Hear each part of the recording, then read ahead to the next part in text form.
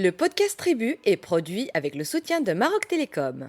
Bienvenue les amis dans un nouveau podcast Tribu de Radio Maalif à la recherche de nos racines avec aujourd'hui l'anthropologue, le professeur universitaire Hassan Rachiq. Bienvenue Hassan. Merci. Alors on va parler d'un sujet un peu costaud que tu as proposé et qui s'appelle la nation. Alors déjà, qu'est-ce que la nation, s'il te plaît? Alors, commence par une... Sujet glissant. Non, il est pas glissant. Alors, on va le faire glisser alors. Alors, il y a deux manières de définir nation. Je dirais d'abord, c'est un mode de groupement. Il faudra juste imaginer qu'il y a plusieurs modes de groupement dans l'histoire de l'humanité. La cité grecque, la tribu, la horde, la zaouïa, l'empire, etc. Donc, il y a des modes de groupement. Mhm. Et puis, c'est un mode de groupement parmi d'autres. Maintenant, quelle est la différence entre ce mode de groupement et au moins la tribu chez nous au Maroc? Alors, mode de groupement veut dire que l'allégeance va être à la nation. Il y a des gens, des membres d'un groupe X ou Y, qui vont confirmer, reconfirmer, consolider une certaine allégeance à la nation, à quelque chose qu'on va appeler la nation marocaine. Idée récente. C'est une idée, pour moi, récente. Très récente et même moderne, pas uniquement pour le Maroc, récente et moderne, même pour les pays occidentaux. Donc c'est un peu le 19e siècle. Les 14 discours de Fichte pour les Allemands, la nation allemande, c'est autour de 1800, c'est moitié 19e siècle. Qu'est-ce que c'est que la nation d'Ernest Renan pour les Français? C'est 1882, quelque chose comme ça. Alors, chez nous, ça vient quand? Alors, il n'y a pas de date. Il faudra d'abord partir du fait que c'est un processus assez lent. Ce n'est pas un événement X ou Y, on va dire 1900 X ou 1900 droite. Maintenant, les grands germes, on va dire, on peut appeler ça comme on veut, c'est les années, pour moi, 20. Abdelkrim Khattabi, 1926, la guerre du Rif. C'est quelque chose qui va un peu grouper une bonne partie des Marocains. Les Marocains étaient groupés pour plusieurs choses. Ils étaient groupés pas en tant que Marocains, contre les Portugais, contre les Espagnols, contre les Turcs, etc. Mais pas en tant que Marocains. En tant que défendant un territoire, en tant que défendant le sultan, en tant que défendant leur tribu, etc. Identité. Mais une identité qui n'est pas conçue et perçue de façon claire comme étant marocain. Je vais donner quelques exemples à la suite. Donc un mode de groupement, si je pars du fait que voilà le Maroc, d'accord ? Elle a toujours existé en tant qu'espace, peu importe les frontières, en tant qu'espace, en tant que montagne, en tant que deux mers, etc., etc. Le fait de dire que la nation est un mode de groupement récent ne veut pas dire que les Marocains vont commencer à se percevoir, à exister de façon floue, de façon précise à partir des années 20. Il y avait plusieurs manières de se percevoir à l'époque, mais qui n'étaient pas en termes de nation. Oui, d'accord ? Bien sûr. Donc l'exemple que je donne souvent, parce qu'il y a toujours une confusion, comme si on est patriote, si on dit la nation a toujours existé. Et qu'on est moins patriote si on dit que la nation a existé. Non, mais sois à l'aise dans ce podcast. D'accord. Tu seras pas soumis à ce genre de contradiction. Mais pas uniquement ici. Mais je comprends on va bien. dire une partie des historiens, etc. Donc le sentiment national est ancien. Le sentiment patriotique par rapport à une tribu, par rapport à un territoire, par rapport à une confrérie est ancien, bien sûr. Il y avait toujours une manière de défendre ce territoire, qui n'est pas, je le répète, qui n'est pas le territoire d'aujourd'hui. L'exemple que je donne souvent, que j'ai donné dans mon livre Symboliser la nation, j'ai commencé par ça parce que c'est pas que je craignais, mais je savais qu'il y avait toujours une confusion. Heureusement, quand j'ai travaillé dans le Haut Atlas, j'ai travaillé sur le Marouf, un repas consommé en commun, sacrifié en commun et sacrifié en commun au niveau d'un village ou de deux villages de temps à autre. C'est un repas de fête. C'est une fête qui un peu consolide la cohésion entre le groupe. Ça peut être fixe, comme ça peut être à l'occasion d'une épidémie ou d'une maladie ou des choses comme ça. Et donc, tous les foyers sacrifient du blé, etc., achètent et mangent ensemble. Alors là où j'ai travaillé, il y avait 5 hameaux. Le grand village et les hameaux, c'est une vingtaine de maisons. Le relief est assez accidenté pour avoir un village un peu continu. Et l'un des hameaux a célébré pour la première fois son propre marouf et a construit sa propre mosquée. Pour dire, voilà, je suis devenu indépendant. Le symbole de l'indépendance dans cette région-là, c'était célébrer son propre marouf et avoir une petite mosquée, pas la grande mosquée, la petite mosquée pour les 5 prières.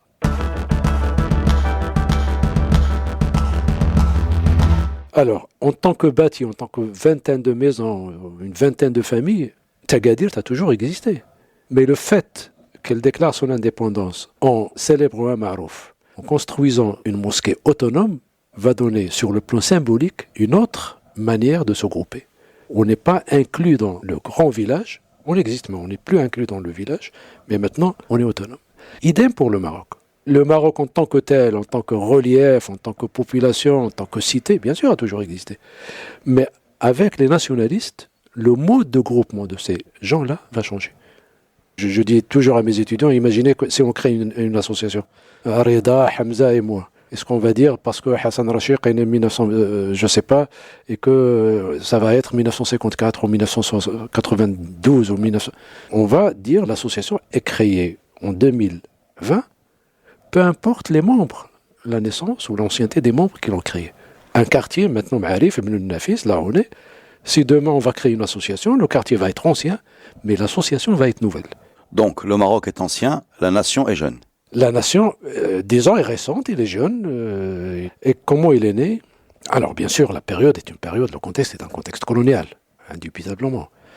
Et le contexte colonial, lorsqu'il y a l'autre, c'est encore une raison pour affirmer son identité. Sa différence. L'identité est toujours relationnelle. Oui. Il est relationnel, il y a toujours l'autre et on se définit par rapport à l'autre, etc. Donc, bah alors, question, puisque tu as mis le curseur aux années 20, tu nous as parlé de Abdelkrim Khattabi, cette vague de résistance, en particulier dans les montagnes marocaines, Mouhaou Saïd, Amhaouch, Soubslam, 1933, tous ces gens-là qui ont résisté à la colonisation, tu les vois comme dans une idée nationale ou dans une idée tribale ou dans une idée religieuse ou dans une... Quelle est la conscience qu'ils avaient de leurs gestes et de leur résistance par rapport à celle que va avoir la génération d'après, des Roudani, Zartouni, Ma'ani, tous ces gens-là? La différence entre tous ceux que tu as cités, Abdelkrim Khattabi, Basso, Abdeslam et d'autres, Abdelkrim, au moins, il écrivait. Oui. Il y avait des écrits, il y avait des lettres, donc on peut deviner, mais il est très difficile de dater l'idée de nation à partir de Abdelkrim. Moi, je dirais, les germes de la nation, je dis bien germes, c'est les premières associations créées à Salé, à Rabat et à Fès. Peut-être à Tétouan, peut-être à Tanger, peut-être à Marrakech, je n'ai pas travaillé sur ça, d'accord? Mais j'ai beaucoup travaillé sur Salé, Rabat et Fès. Il y avait des associations d'intellectuels, il y avait Al-Fassi, Mokhtar Soussi, les Yazidi, Balafrij et d'autres. C'est au moment où ces associations, qui étaient des associations de cités, avec les tensions entre les cités. Même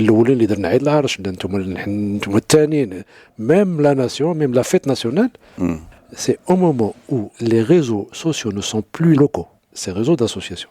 Et au moment où même les gens de Tétouan, Bnani, Torres et d'autres sont venus pour parler de quelque chose qu'on va nommer l'Oumma al-Maghribia. C'est à ce moment-là que l'idée a commencé à germer. Mais je peux dire 1934 par exemple, 1933, la fête nationale est quelque chose qui donne du relief à cette idée. C'est l'équivalent du repas dont tu nous parlais. C'est à peu près, si on veut faire un peu l'analogie, c'est l'équivalent. C'est-à-dire, parce que tu peux avoir toujours une conception implicite de ce qu'est la nation chez les combattants, etc.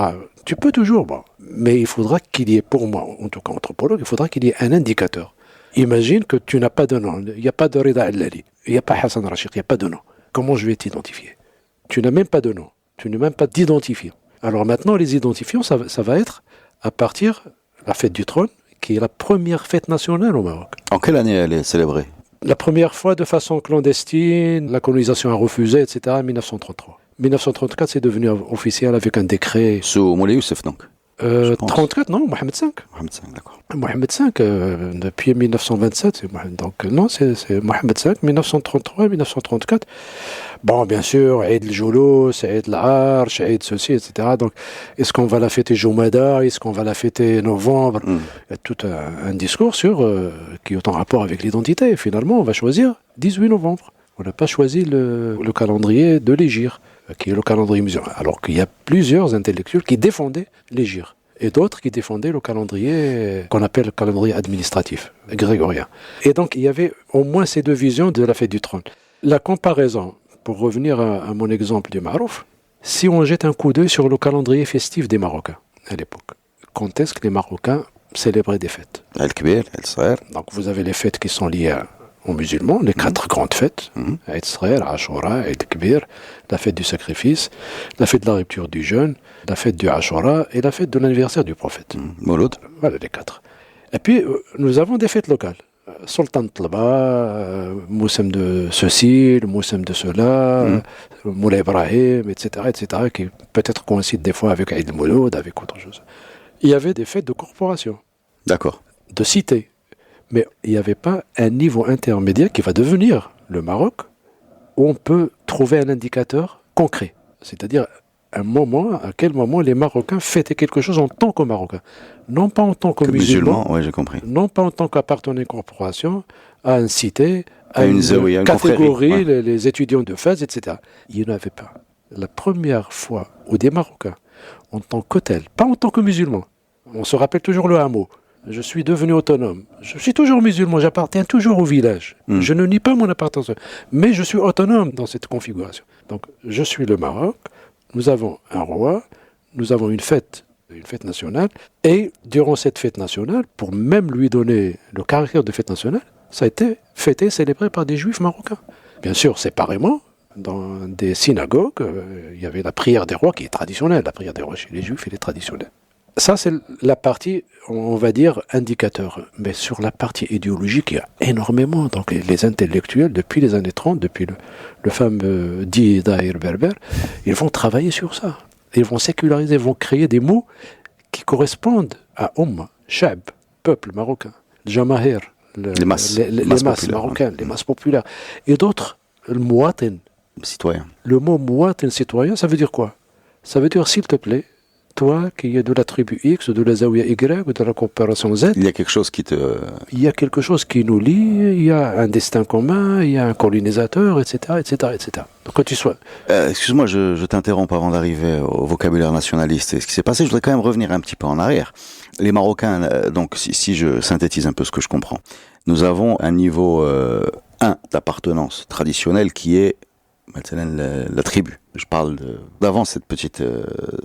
je parle de la période précédente. Donc on a un niveau zaouïa, une confrérie qui a un sentiment d'appartenance, ou une tribu qui a un sentiment d'appartenance. Mais il se trouve que, d'après tout ce qu'on a compris dans nos podcasts histoire, il y a eu très souvent un État marocain, avec très souvent un sultan qui a géré une grande partie, même des énormes parties du territoire qu'on a aujourd'hui. Donc ma question est simple en fait, que ce soit à l'époque almoravide ou l'almohade, quand on avait des immenses étendues géographiques qui allaient de l'Andalousie jusqu'au fleuve Sénégal et jusqu'à ce qui est aujourd'hui quasiment la Tunisie, ces gens étaient gérés par un pouvoir central.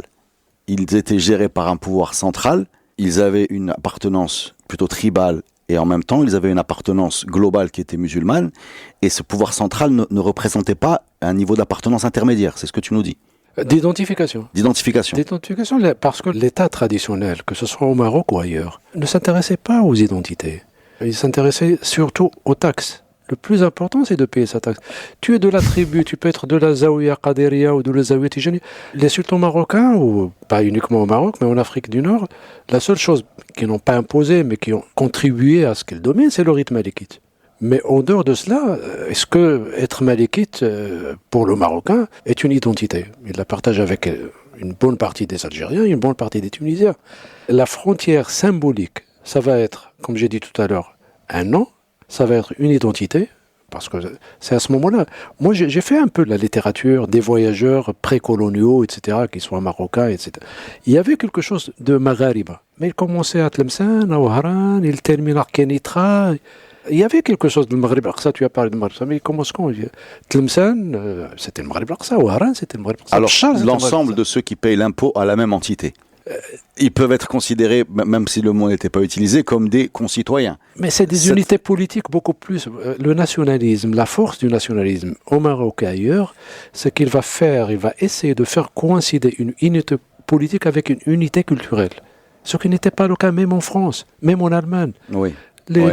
Les Allemands de l'époque, du 18e, 19e, comme disait un auteur allemand, Frédéric II ne parlait allemand qu'à ses chevaux. Alors qu'il parlait français, etc. Le français, c'était le...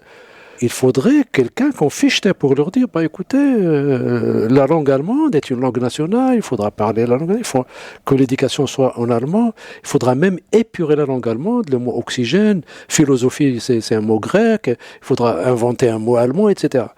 C'est une fois. Ce que tu nous dis ici, pour bien sûr, c'est que c'est une construction. Bien sûr, c'est une construction. Une construction volontaire. Une construction volontaire, voilà. Qui tient compte de quelque chose d'objectif. C'est pas on se gratte la tête et puis on va dire objectif, c'est-à-dire l'histoire du Maroc, il y avait un sultan, il y avait un pouvoir central, etc. C'est comme toujours le petit village. C'est une construction, mais une construction à partir quand même d'une vingtaine de familles. D'un existant, bien sûr. Bien sûr. Oui, c'est pas une construction de ex nihilo, mais c'est pourquoi j'ai dit, je le répète, un mode de groupement. C'est un mode de groupement. C'est-à-dire les membres sont toujours là, les ingrédients sont là. Mais le ciment, ça va pas être uniquement religieux, ça va pas être uniquement corporatif, ça va être national, avec une dimension arabe pour les premiers et une dimension musulmane pour les premiers intellectuels de l'idéologie. Eh ben, on va arriver justement à ces idéologues. Je sais que c'est pas évident, c'est pas évident d'imaginer un peu cette rupture. Non, c'est pas évident. Je vais te dire pourquoi c'est pas évident. Parce qu'aujourd'hui, on considère quasiment le nationalisme, patriotisme, le groupement par nation comme une sorte d'évidence dans laquelle les hommes ont toujours baigné depuis qu'ils sont arrivés sur Terre. Qu'il est évident qu'on doit avoir un drapeau, une nation, ce mode de groupement. On rappelle juste une chose qui est claire dans ta bouche, c'est que ce n'est pas un mode de regroupement évident, c'est un mode de regroupement plutôt moderne, plutôt récent, et pas seulement au Maroc. Pas seulement au Maroc. Chez nous, il est arrivé, donc si j'ai bien compris, vers les années 20. C'est un processus qui a commencé avec comme j'ai dit tout à l'heure, les petites associations culturelles, Nadi al-Adabi al-Islami, l'association créée par Al-Fassi et Mokhtar Soussi. Cette construction va se faire sur deux jambes, j'ai envie de dire, pour avancer. C'est la langue arabe et l'identité et la religion musulmane. Oui. Est-ce qu'on peut dire que ce sont les deux fondements de notre... Les deux piliers plus la monarchie. Plus la monarchie, donc 3 piliers.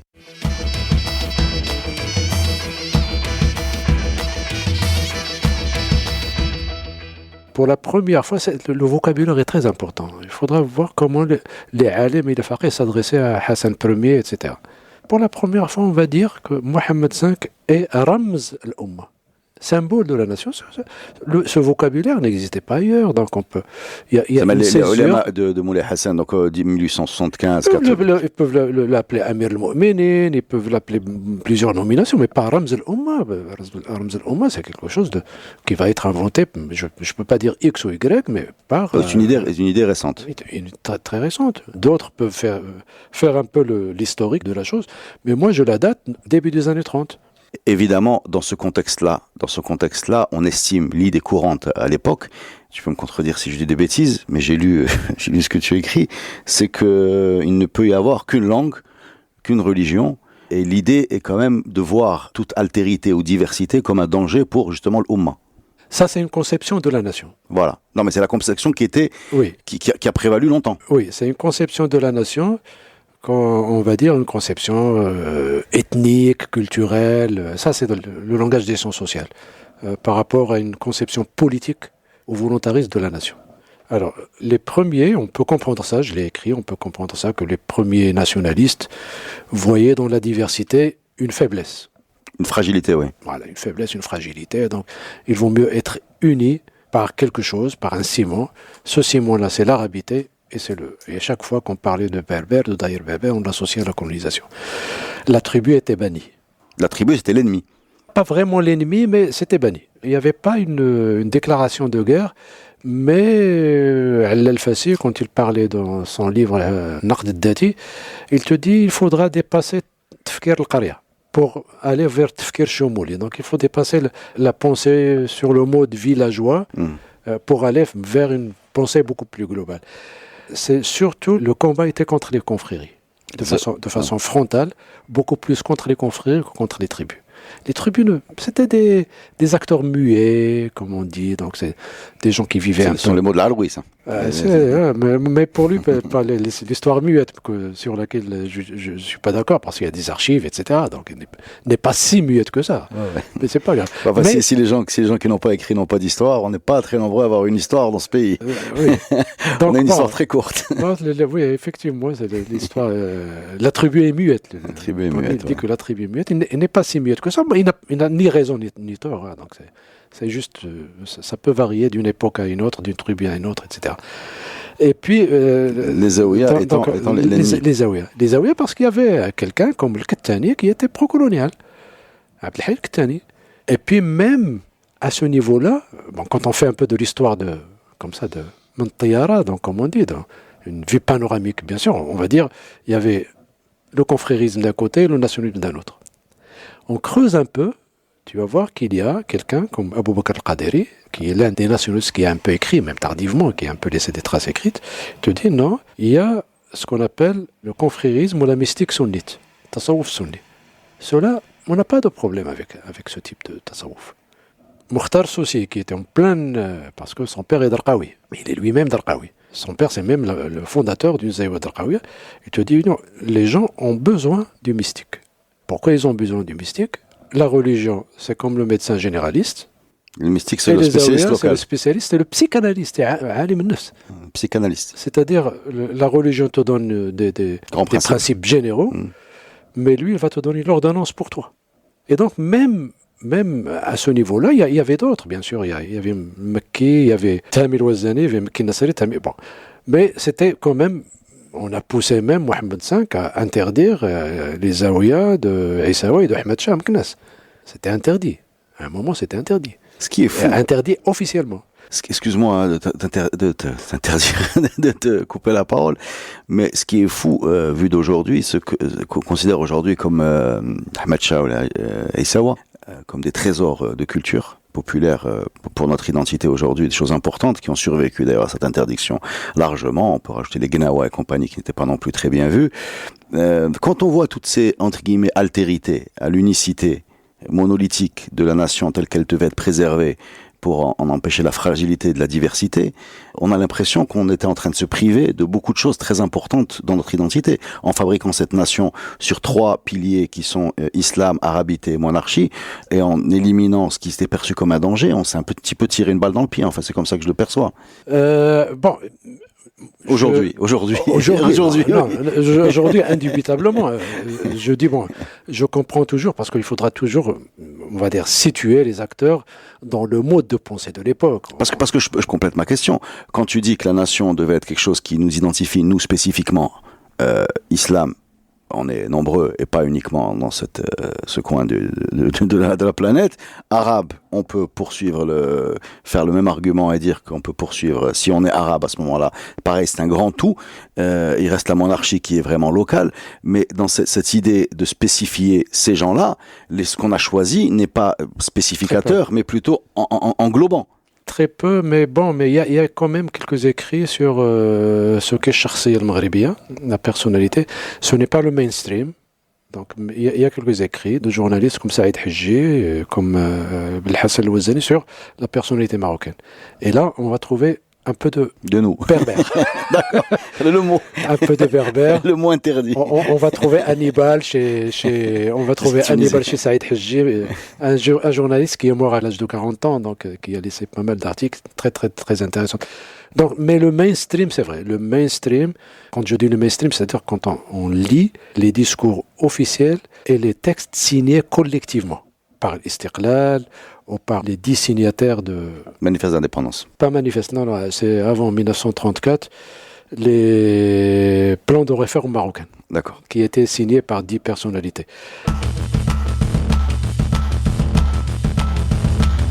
Alors, pour revenir mais très rapidement, j'ai parlé tout à l'heure de l'Allemagne. L'Allemagne, c'est un pays où le mot culture, la culture, est sorti. Il a fait un peu le tour.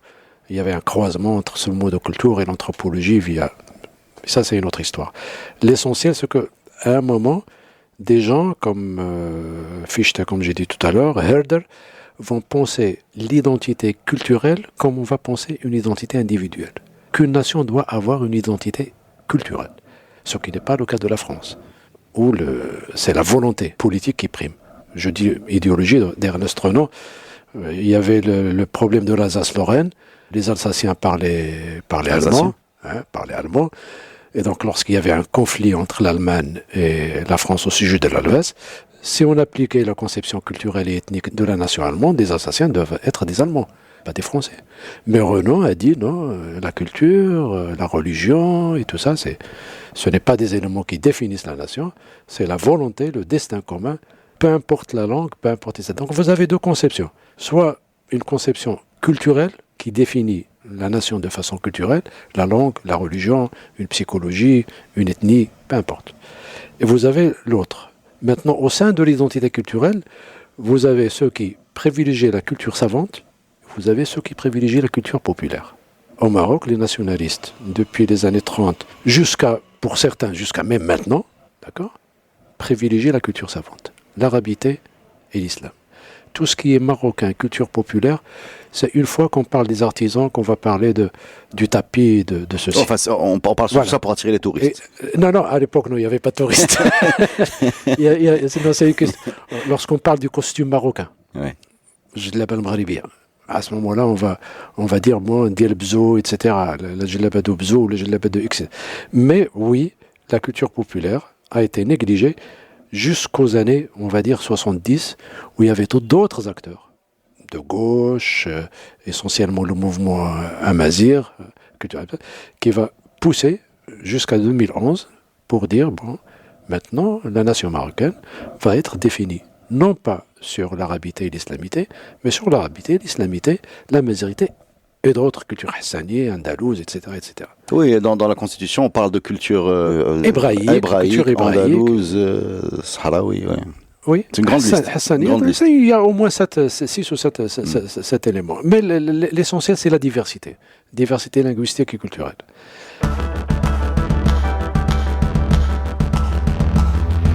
La conclusion de tout cela, quand on a parlé tout à l'heure de construction, la nation est construite, qu'est-ce qui a changé au Maroc pour que la nation qui était fondée uniquement sur 2 piliers, sur la culture savante, qu'elle soit religieuse ou arabe, qu'est-ce qui a changé pour qu'elle devienne fondée sur une diversité culturelle? Sinon, une autre manière de concevoir le groupement, que la diversité n'est pas quelque chose qui est nuisible à l'unité, que comme le slogan des Amazirs le disent, diversité dans l'unité. Et que la culture amazir est une question nationale, ce qui va être pris par le roi Mohamed VI dans Ajdir.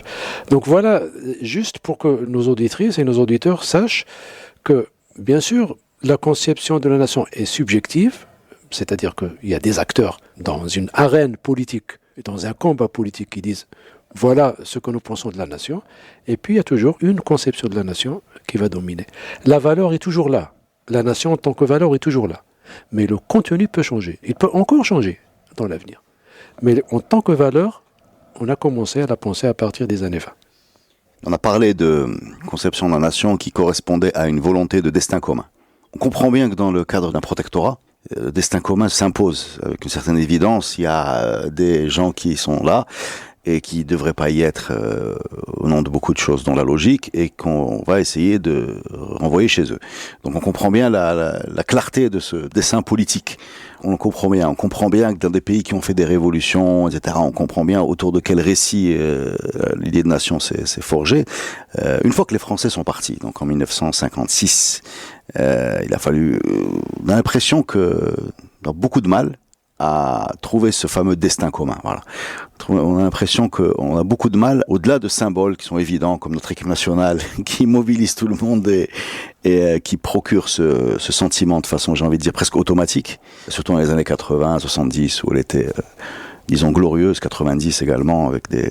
L'athlétisme aussi. L'athlétisme, bien sûr, le tennis. Bien sûr, mais surtout l'athlétisme. Mais ça, c'est des moments. Voilà, c'est des moments, mais c'est des moments qui correspondent effectivement à une communion par rapport à des héros, à des gens dans lesquels tout le monde s'est projeté. Saïd Aouetan était un des premiers, Naouel Moutaoukil, les footballeurs de 70, etc. On a l'impression qu'en dehors de ces choses un peu évidentes, on a quand même du mal à fabriquer cet élan collectif par rapport à un projet commun. Voilà. L'idée qu'on entend sans arrêt dans la bouche de tout le monde, c'est que les Marocains sont prêts à sauter à la gorge les uns les autres. De premiers signes d'instabilité. C'est ce qu'on nous explique à chaque fois qu'on explique qu'on aimerait bien être un peu plus libre de nos paroles. On dit ah non, si on laisse les gens parler, ça va mal finir. Donc, est-ce que ce destin commun, il a été un petit peu loupé? Question. Vous savez, le destin commun, comme tu as dit tout à l'heure, était relativement facile. Hein. Lorsque l'ennemi était là. Visible, voilà. était là. Et puis lorsque l'Union... Ce qui s'est passé juste après l'indépendance, on se rappelle un peu le discours. Nous sommes sortis du petit djihad vers le grand djihad. Alors le petit djihad, c'est contre la colonisation. Le grand djihad, c'est le développement du pays. C'est la démocratisation du pays. Donc à ce moment, il y avait quelque chose, un destin commun, à une classe politique, en dépit des conflits. Démocratiser le pays, le pluralisme politique, l'intégrité territoriale est venue juste une dizaine d'années après, et ainsi de suite. Maintenant, j'avoue, c'est le flou. Même pour moi, je n'ai pas travaillé de façon systématique sur la question. Mais je te réponds en tant que citoyen. Donc, Oui, on discute. voilà, en tant que citoyen qui n'a pas travaillé de façon systématique sur cette question actuelle. Et il y a un manque d'une sorte un peu d'une réflexion, d'abord de la part du pouvoir, parce que et puis de la part de la classe politique, qui va définir ce destin commun. Si ce n'est le pouvoir en place, et puis la classe politique c'est pas la société civile peut contribuer à ce destin. Nous, intellectuels, on peut dire, nous pensons ceci, nous pensons cela, nous pensons, par exemple, pour moi, la démocratie, notre destin, c'est la liberté individuelle, la démocratisation, l'égalité des chances, etc. Ça, c'est des destins communs. Donc, on n'est pas obligé de rester dans des valeurs relativement abstraites, etc. Non, des valeurs qui peuvent être concrétisées. L'égalité peut être un destin commun des Marocains. La solidarité peut être un destin commun. Donc, il y avait pas mal d'exemples. Tu sais que la dernière enquête du Haut Commissariat au Plan, moitié février 2020, il y avait 45% des Marocains qui ont reçu une aide financière. 45% qui ont reçu une aide financière. Soit de l'État, soit de la famille, des parents, etc., soit de la société civile, soit des institutions privées et publiques. 19% des ménages ont reçu une aide des parents en tant que tels. D'autres, bien sûr, des familles. 16% au Maroc, 3% MRE. Ce sont des chiffres qui viennent confirmer ce qu'on sait tous, donc on vit au quotidien, on a envie de dire. Oui, mais quand ça vient comme ça... l'entraide un peu informelle aussi. Oui, mais quand ça vient à partir d'une enquête sur 2500 personnes... C'est un autre poids. Bien sûr, on comprend parce qu'on le vit. Mais bon, je ne peux pas le... Donc j'ai parlé de la solidarité en tant que valeur, c'est un destin commun, également. Justement pour ne pas, au moindre... comme c'est arrivé au début du Covid... juste avant le confinement, c'est rué vers l'approvisionnement. Ça te donne une idée de, bon, je peux te tuer. Les Américains, ils sont allés acheter les pistolets et les armes. Ils ne sont pas allés acheter des denrées alimentaires. Bon, j'aimerais pas être dans une nation comme ça. Bon, la nation américaine, bien sûr, est beaucoup plus profonde que cela. Mais bon. Mais tu as raison, je partage en tout cas, si on a tort tous les deux, tant pis, je partage ton idée que, oui, l'idée d'un récit sur le destin commun, sur la nation marocaine, est trop faible. Trop faible. Il y a très peu d'imagination. Et tu aimes le football, je te suis un peu. Moi, quand je vois qu'il faut saluer le drapeau national dans un match de championnat, je dis arrêtez. Un match, le Difa al-Hajjiji contre le Phare, tout le monde va s'arrêter pour saluer et répéter l'hymne national. Est-ce que je peux intervenir une minute pour donner une information sur cette... Alors, j'ai fait mon enquête là-dessus. Je ne sais pas si c'est pertinent dans ce podcast, mais je vais quand même te le dire. Et l'idée, de base, était lors du premier match de championnat de l'année, de commencer avec ce drapeau et cet hymne national. Voilà. Sauf que le deuxième match a eu peur d'avoir l'air moins patriote que le premier, et l'a mis aussi, et que c'est devenu une sorte de règle que personne n'a jamais décidé. Mais que, comme aujourd'hui on est dans une sorte de police du patriotisme et d'une sorte de surenchère de symboles, on est arrivé... Oui, mais ça dilue le sentiment national. Le sentiment national... Le sentiment national, comme tout sentiment, il est ritualisé. Il y a des moments pour le sentiment national. On ne peut pas être nationaliste 24 sur 24. Bien sûr que ou chaque semaine.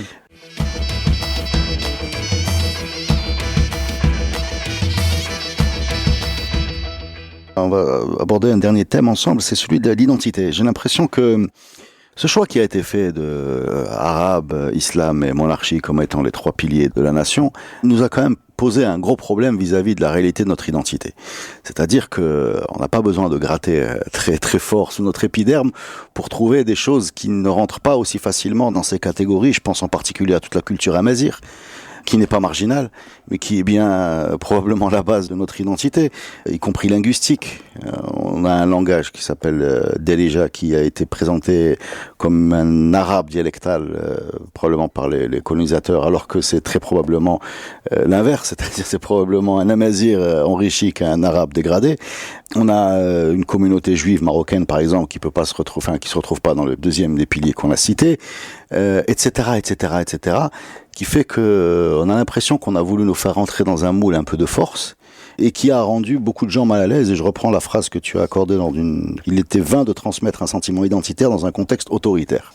Oui. Voilà. C'est-à-dire que Oui. la volonté, l'adhésion, le fait que les choses viennent des gens, était compliqué quand les gens ne se reconnaissaient pas forcément dans ces piliers où ils se sentaient parfois exclus. Je pense que oui, il y a deux problèmes. Le premier problème, c'est comme j'ai dit tout à l'heure, lorsque le prince allemand ne parle, Frédéric II ne parlait allemand qu'à ses chevaux. La langue maternelle du prince, au sens propre, même s'il parlait français depuis l'âge d'1 an, de 2 ans, sa langue maternelle, qui est l'allemand, est dépréciée. Et moi, je l'ai écrit, quand on déprécie sa langue véhiculaire, la langue de tes sentiments, la langue de tes blagues, la langue de tes rêves. Moi, je rêve beaucoup plus en Darija, de temps à autre en anglais, et j'ai des fois le souvenir de la phrase en anglais, en français, en arabe également, mais la plupart, je fais ce jeu, la plupart c'est en Darija. Donc, lorsque tout ce qui est émotion, tout ce qui est sentiment, tout ce qui est de la quotidienneté, de l'expression, on déjà, peu importe, on peut avoir des familles qui sont beaucoup plus francophones, classe moyenne, ou bourgeoise, etc. Peu importe, ça c'est autre chose. Moi, je parle d'une langue véhiculaire, de la langue du melhoun, de la langue du théâtre, de la langue des films. Trouve-moi, il y a des films en amazigh, il y a des films en darija. Moi, j'ai jamais vu, sauf pour quelques pièces de théâtre de Hotel, etc. Bon, parce que c'est des classiques, etc. Mais bon. Alors, déprécier sa langue véhiculaire au profit d'une langue, peu importe. Il est là depuis longtemps, l'arabe. Le français, c'est notre butin. L'espagnol, je regrette qu'on ait négligé l'espagnol au nord et qu'on a imposé le français depuis l'indépendance. Pourquoi imposer la langue française à une partie du monde? Pourquoi ne pas faire du bilinguisme même là-bas? Garder l'espagnol et rajouter. Donc, ce problème d'une dépréciation, le fameux Brera, quand on a parlé du manuel scolaire. Du manuel scolaire, 2-3 photos, mais c'est vraiment, c'est comment dire, c'est disproportionné. On se hait tellement. On hait tellement notre dirigeant. Moi, je l'ai dit plusieurs fois, je l'ai dit à la télévision. Tu peux pas. C'est pas un pancake. Tu peux pas. Donc, moi, je comprends les craintes de certains intellectuels honnêtes de dire, attention, il ne faudrait pas remplacer... mais ce n'est pas une question de remplacer l'arabe par le darija.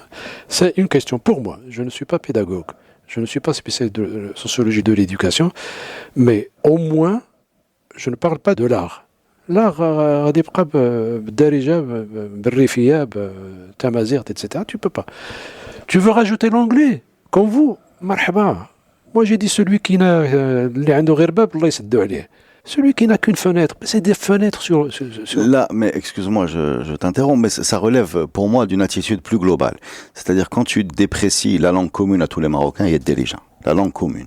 C'est-à-dire que même quand tu coinces des Chamal ou je sais pas, Marrakech, tu ne passes pas le Fosra. Tu restes, tu restes ça. Un mot, ça dure 2 secondes. À partir quelques mots, quelques expressions. Quand tu déprécies ta langue véhiculaire principale, quand tu décides de ne pas mettre en avant ta création populaire, quand tu décides même que tu es la nation chérifienne, c'est-à-dire que tout ce que tu as de noble vient d'une ascendance orientale, et que donc le local est fatalement moins digne de respect que l'oriental, le local n'est pas valorisé en très peu de choses. Est-ce qu'on peut encore parler de nation, ou bien est-ce qu'on peut parler de mise en avant d'une idée de nation lorsque finalement tout ce qui est national ou local est déprécié par rapport à ce qui vient de l'extérieur? C'est quelque chose de profond que j'essaie d'exprimer. Je ne sais pas si j'y arrive, mais quand tu fais le bilan au niveau culturel, linguistique, politique, nous sommes les dynasties à partir de, je pense, des Mérinides.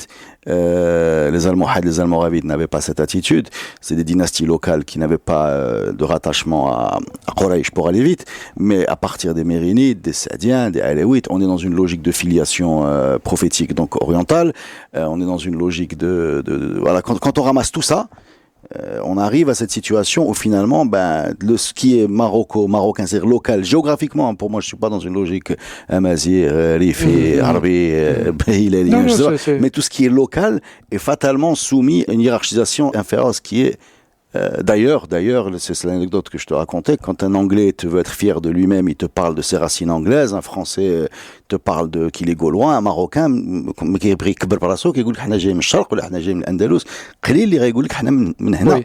le grand problème, c'est que il y a les deux. Le gros, c'est que tu as ce discours-là, mais tu as à côté du centre du pouvoir, le discours contraire, et une certaine ambivalence au niveau de la classe politique. Moi, je me rappelle quand j'étais jeune, le manuel de troisième année, puis d'année, quelque chose comme ça. Je m'en rappelle parce que ça m'a frappé. J'ai jamais revu depuis le manuel. Donc tout ça, c'est des souvenirs. Ça s'inscrit, le premier manuel. Tout ça, c'est des souvenirs.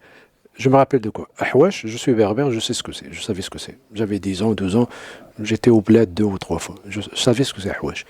Mais à côté, dans le même texte, vous avez le Guedra du Sud. Le Guedra d'aider le Sud.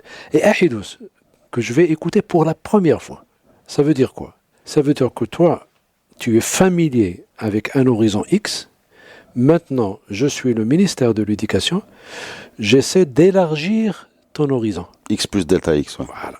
Et donc, tu ne vas pas connaître. Peut-être qu'un autre va connaître uniquement le Guedra et pas Ahwash et pas Ahidous, c'est inversement. Et donc, cet élargissement du sentiment national, parce que la nation a été définie par quelqu'un comme Benedict Anderson comme étant une nation imaginaire. Ça veut dire tout simplement que c'est des membres qui sont unis par quelque chose, des symboles, des valeurs, un destin, mais ils ne se connaissent pas.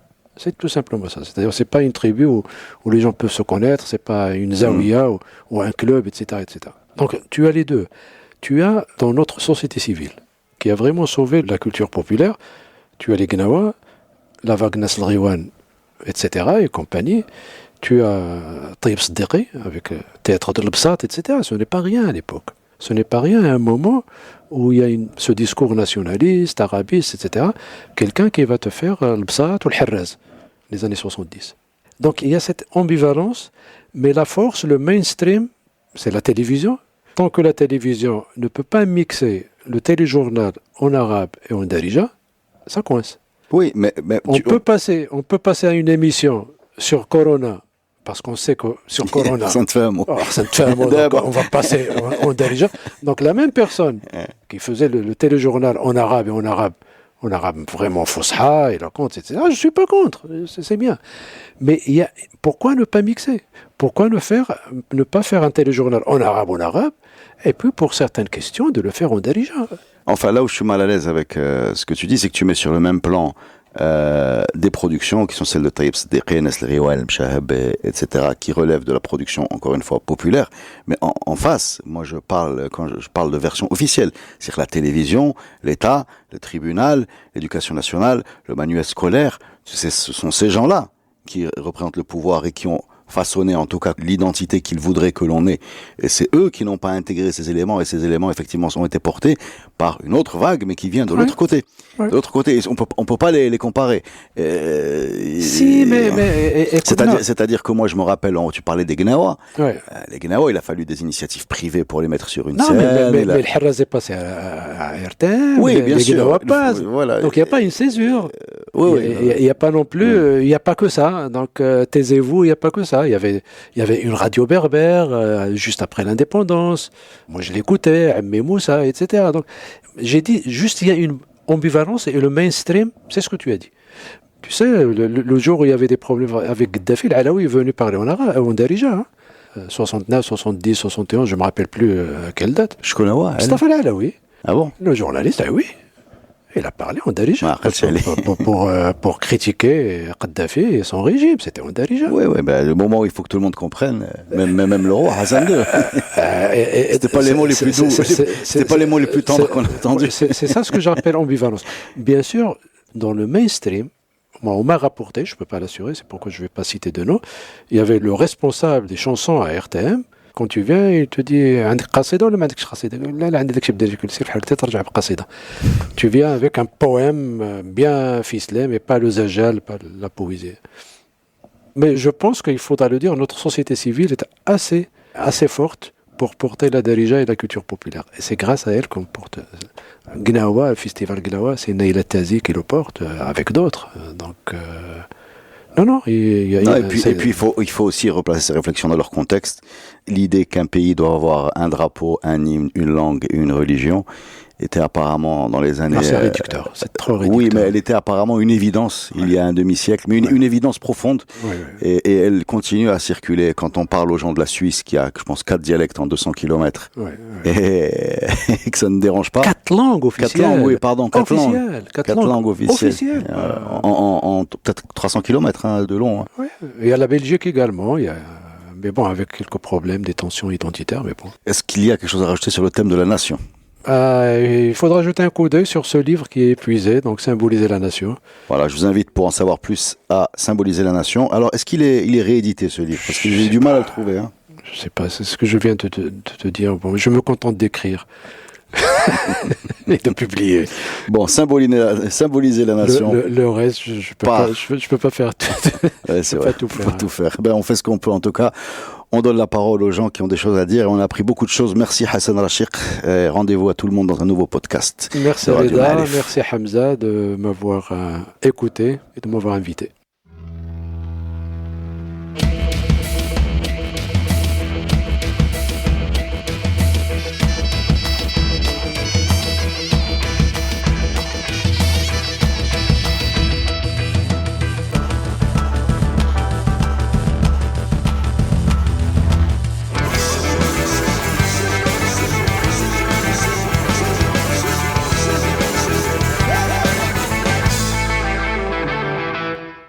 Le podcast Tribu est produit avec le soutien de Maroc Télécom.